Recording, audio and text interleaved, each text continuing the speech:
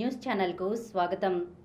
ఈనాటి ముఖ్యాంశాలు: అదాన్ డిస్టిలరీస్ వెనుక మిథున్ రెడ్డి, ఎస్సీ వర్గీకరణ అమలుకు మార్గదర్శకాలు జారీ చేసిన ప్రభుత్వం, 60 ఏళ్లు దాటిన ప్రతి ప్రాజెక్టును స్కాన్ చేయించాలి, విశాఖ జిల్లా తర్లువాడలో ఐటీ హబ్, వచ్చే నెలలో ఐఎస్ఎస్కు భారత వ్యోమగామి, అడవి ఆవులకు ఆకలి మంట, భూ కబ్జాలను సహించం డిప్యూటీ సీఎం పవన్ కళ్యాణ్, కాలేయంలో కలకలం, స్వల్ప స్కోర్ల మ్యాచ్లో పంజాబ్ గెలుపు, రోగనిరోధక శక్తిని పెంచే కొబ్బరి నీళ్లు.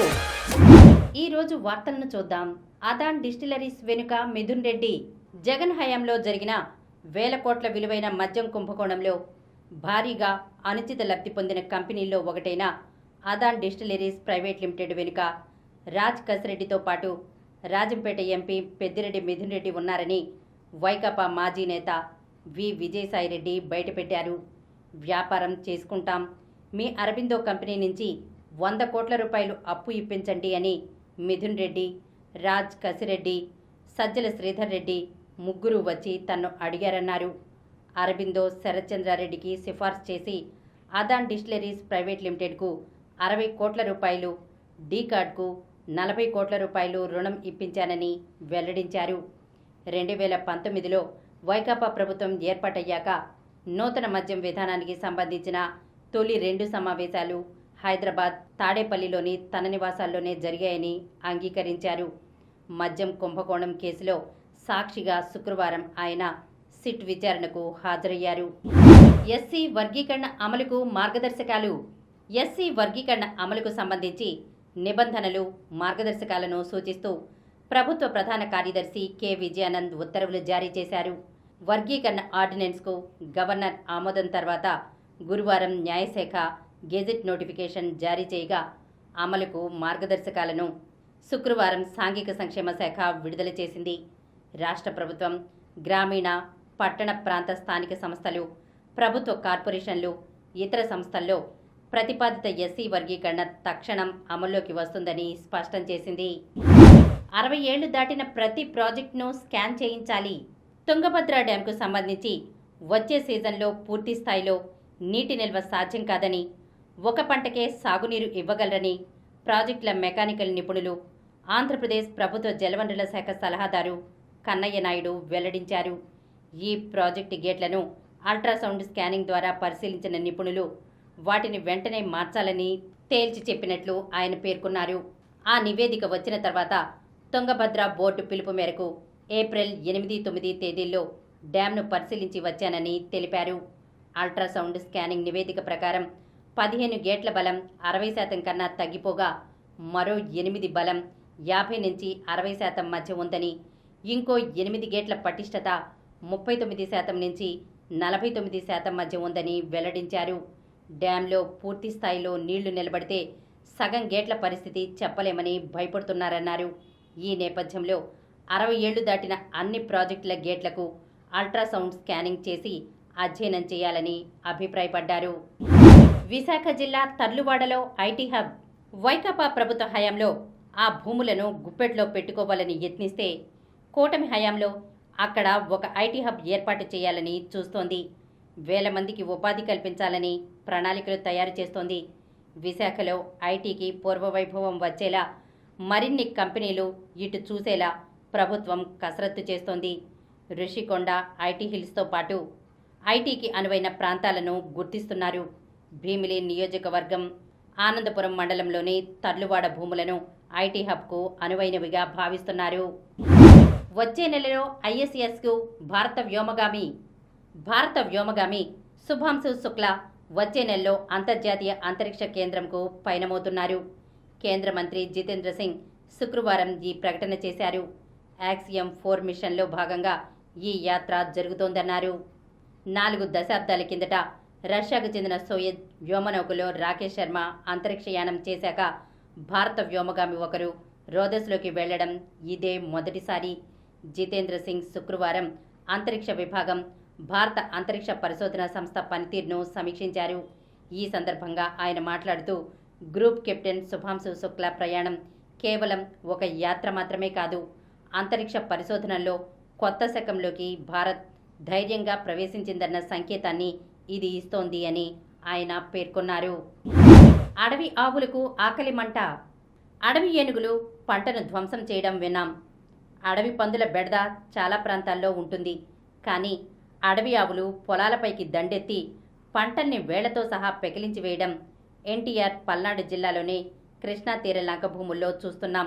ఒక్కో మందలో 70 నుంచి 100కు పైనే, మొత్తంగా 1000 నుంచి 1200 ఉంటాయని అంచనా. కొన్నేళ్ల కిందటి వరకు ఏడాదిలో 365 రోజులు పచ్చగడ్డితో అలరారిన ఎన్టీఆర్ జిల్లా చందర్లపాడు, పల్నాడు జిల్లా క్రోసూరు, అచ్చంపేట మండలం పరిధిలోని తీర గ్రామాల లంక భూముల్లో 4 ఏళ్లుగా ఆవులకు మేత కరువైంది. ఆకలికి తట్టుకోలేక సుబాబుల్, జామాయిల్ చెట్ల బెరడును తింటున్న దుర్భర పరిస్థితి. మేత కోసం పొలాల్లోకి వస్తున్నాయి, పంటల్ని నేలమట్టం చేస్తున్నాయి.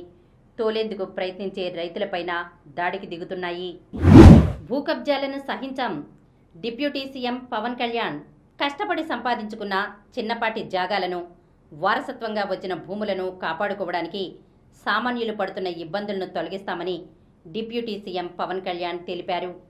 భూకబ్జాలను సహించబోమన్న ఆయన దీనిపై నేరుగా బాధితులతో మాట్లాడేందుకు జిల్లాల్లో పర్యటించనున్నట్లు ప్రకటించారు. శుక్రవారం సాయంత్రం తన కార్యాలయంలో అధికారులతో ఈ సమస్యపై టెలికాన్ఫరెన్స్ ద్వారా పవన్ కళ్యాణ్ సమీక్షించారు.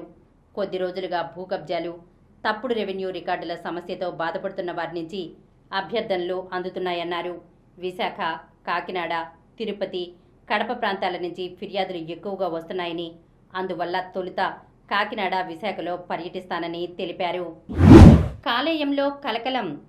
శరీరంలోని అత్యంత కీలకమైన అవయవాల్లో కాలేయం ఒకటి. అది ఏమాత్రం దెబ్బతిన్నా సమస్యలు తప్పవు. కానీ కొన్నేళ్లుగా కాలేయ వ్యాధుల బాధితుల సంఖ్య పెరిగిపోతోంది. కాలేయ క్యాన్సర్లు నిశ్శబ్దంగా కబళిస్తున్నాయి. సమస్య ఏమిటో గుర్తించేసరికే ప్రాణాలకే ముప్పుగా మారుతున్నాయి. తగిన జాగ్రత్తలు తీసుకోవడం ద్వారా కాలేయ సమస్యలను నివారించవచ్చునని వైద్య నిపుణులు చెబుతున్నారు. అయితే అసలు కాలేయ వ్యాధులు రాకుండా చూసుకోవడానికి మనం తీసుకునే ఆహారమే దివ్యౌషధమని పేర్కొంటున్నారు. హెపటైటిస్ బి, విపరీతంగా మద్యం అలవాటు, అధిక కొవ్వు ఉండే ఆహారం తీసుకోవడం, ఊబకాయంతో ఏర్పడే ఫ్యాటీ లివర్, కొన్ని రకాల మందుల దుష్ప్రభావాలు వంటివి కాలేయ సమస్యలకు దారితీస్తున్నాయి. ముఖ్యంగా 42 ఏళ్లు దాటిన వారిలో కాలేయ సమస్యలు పెరిగిపోతున్నట్లు చెబుతున్నారు. ఆకలి తగ్గిపోవడం, కడుపు నొప్పి, రక్తపు వాంతులు, కామెర్లు, మల విసర్జనలో రక్తం పడటం, బరువు తగ్గిపోవడం, తరచూ జ్వరం, ముఖం, కాళ్లవాపు వంటివి కాలేయ సమస్యలకు లక్షణాలని వైద్యులు చెబుతున్నారు. ఆల్కహాల్ అలవాటును వదులుకోవడం, బరువును నియంత్రించుకోవడం మంచిదని సూచిస్తున్నారు. ఆధునిక జీవన విధానంలో కాలేయ వ్యాధుల్ని అరికట్టడానికి సరైన ఆహారం, జీవన అలవాట్లను అనుసరించాలని వైద్య ఆరోగ్య శాఖ మంత్రి సత్యకుమార్ పిలుపునిచ్చారు. ప్రపంచ కాలేయ దినోత్సవం సందర్భంగా పోషకాలతో కూడిన ఆహారం ద్వారా కాలేయ వ్యాధుల్ని అరికట్టే దిశగా ప్రజల్లో చైతన్యం కలిగించే కార్యక్రమాలు జరుగుతున్నాయని అన్నారు. 38% ప్రజలు ఫ్యాటీ లివర్ సమస్యను ఎదుర్కోవడం పట్ల మంత్రి తీవ్ర ఆందోళన వ్యక్తం చేశారు. స్వల్ప స్కోర్ల మ్యాచ్లో పంజాబ్ గెలుపు. ఐపీఎల్ 18లో బయటి వేదికల్లో విజయాల మీద విజయాలు సాధిస్తున్న బెంగళూరు సొంతగడ్డపై మాత్రం తేలిపోతుంది. చిన్నస్వామి స్టేడియంలో ఆ జట్టు వరుసగా 3వ ఓటమి రుచి చూసింది. వర్షం వల్ల 14 ఓవర్లకు కుదించిన మ్యాచ్లో ఆర్సీబీ 5 వికెట్ల తేడాతో పరాజయం చవిచూసింది. యుజ్వేంద్ర చాహల్, మార్కో యాన్సెస్, హర్షదీప్ సింగ్, హర్ప్రీత్ బ్రార్ విజృంభించడంతో మొదట బెంగళూరు 9 వికెట్లకు 95 పరుగులే చేసింది. టీమ్ డేవిడ్ 26 బంతుల్లో 50 నాటౌట్ మెరుపులు లేకుంటే బెంగళూరు పరిస్థితి ఘోరంగా ఉండేదే. అనంతరం హేజిల్వుడ్, భువనేశ్వర్ సత్తా చాటడంతో ఛేదంలో పంజాబ్ కూడా కష్టపడింది. అయితే నేహాల్ వధేరా 19 బంతుల్లో 33 నాటౌట్ కీలక ఇన్నింగ్స్తో జట్టును గెలిపించాడు. రోగనిరోధక శక్తిని పెంచే కొబ్బరి నీళ్లు. కొబ్బరి నీళ్లు తరచూ తాగడం వల్ల శరీరంలో తేమ శాతం పెరుగుతుంది. దీనివల్ల చర్మం పొడిబారకుండా మృదువుగా ఉంటుంది. ముఖంపై పగుళ్ళు, మొటిమలు రాకుండా ఉంటాయి. రాత్రి పడుకునే ముందు ముఖాన్ని కొబ్బరి నీళ్లతో కడిగితే మచ్చలు మాయమై చర్మం కాంతివంతంగా మారుతుంది. కొబ్బరి నీళ్లలో రైబోఫ్లావిన్, నియాసిన్, థైమిన్, పెరిడాక్సిన్, విటమిన్లతో పాటు యాంటీవైరల్, యాంటీ బ్యాక్టీరియల్ గుణాలు ఉంటాయి. ఇవి శరీరానికి తక్షణ శక్తితో పాటు ఉత్సాహాన్ని, చురుకుదనాన్ని అందిస్తాయి. చలికాలంలో తరచూ వేధించే అనేక అనారోగ్య సమస్యలను తట్టుకునేందుకు అవసరమైన రోగనిరోధక శక్తిని పెంచుతాయి. కొబ్బరి నీళ్లలో ఉండే సహజ చక్కెరలు, ఎలక్ట్రోలైట్లు శరీరాన్ని ఉత్తేజితం చేసి బద్ధకాన్ని పోగొడతాయి. ఇప్పుడు కొన్ని సంక్షిప్త వార్తలను చూద్దాం. మే 22న GSLV F-16 ప్రయోగం. భారత అంతరిక్ష పరిశోధన సంస్థ మరో ప్రయోగానికి సన్నద్ధమవుతోంది. తిరుపతి జిల్లా శ్రీహరికోటలోని సతీష్ ధవన్ అంతరిక్ష కేంద్రం షార్ నుంచి మే 22న GSLV F-16 రాకెట్ ప్రయోగానికి సన్నాహాలు చేస్తోంది. Humpy Harika game draw. FIDE మహిళల గ్రాండ్ ప్రీ చెస్లో భారత స్టార్ ప్లేయర్లు కోనేరు హంపి, ద్రోణవల్లి హారిక మధ్య గేమ్ డ్రాగా ముగిసింది. శుక్రవారం జరిగిన ఈ గేమ్లో 19 ఎత్తుల తర్వాత ఇద్దరు డ్రాకు అంగీకరించారు. శ్రీయాంక విఫలం. ISSF భారత అగ్రశ్రేణి షూటర్ ప్యారిస్ ఒలింపియన్ శ్రీయాంక సదాంగి విఫలమైంది. శుక్రవారం మహిళల 50 మీటర్ల రైఫిల్ 3 పొజిషన్ ఫైనల్లో 8వ స్థానంతో సరిపెట్టుకుంది. సెమీస్లో వీర్ అనాహత్. ప్రపంచ స్క్వాష్ ఛాంపియన్షిప్ క్వాలిఫైయింగ్ టోర్నీలో భారత క్రీడాకారులు వీర్ చోత్రాని, అనాహత్ సింగ్ సత్తా చాటుతున్నారు. ప్రతిష్టాత్మక పోటీల్లో వీరిద్దరూ సెమీఫైనల్లోకి దూసుకెళ్లారు. IPLలో ఈనాడు గుజరాత్ వర్సెస్ ఢిల్లీ మధ్యాహ్నం 3:30 నుంచి, రాజస్థాన్ వర్సెస్ లక్నో రాత్రి 7:30 నుంచి. మరిన్ని వార్తా విశేషాలతో రేపటి సమరం న్యూస్ ఛానల్లో మళ్ళీ కలుద్దాం.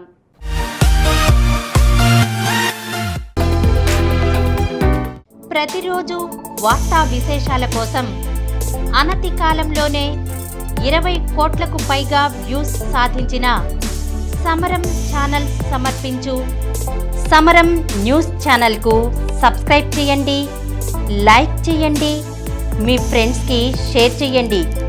అలాగే ప్రక్కనున్న గంట సింబల్ని ప్రెస్ చేయడం మర్చిపోకండి.